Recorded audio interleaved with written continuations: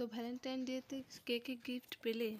আমি তো হতবাক গিফট পেয়ে, আশ্চর্য লেগে গেল আমার। মানে আমাদের এগুলো তো আশাই করি না। ফট করে রান্নাঘরে আমি কিছু একটা কাজ করছিলাম, কাজের থেকে এসে এটা আমাকে গিয়ে দেখাচ্ছে। আমি বলছি যে তুমি কি কিনে আনলে নাকি স্যাম্পেল ট্যাম্পেল কোথাও থেকে পেয়েছো বলে নিয়ে এসছো? বলে না না, কিনেই নিয়ে এসেছি। আমার তো বিশ্বাস হচ্ছে না, কোথাও থেকে তো কিছু হয়েছে, কোথাও দেখেছো, নাহলে নিজের মাথাতে পারফিউম কিনে নিয়ে যাব বইয়ের জন্য। এটা তো অবাক ব্যাপার আর কি। মানে ওর মতো মানুষ ভেবেছে, এটাই আমার অবাক লাগছে। তো যাই হোক, খুব ভালো লাগলো। গিফট পেতে কার না ভালো লাগে।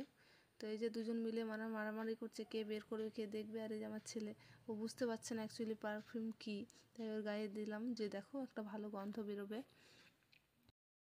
তো এখানে 4টে বোতল আছে।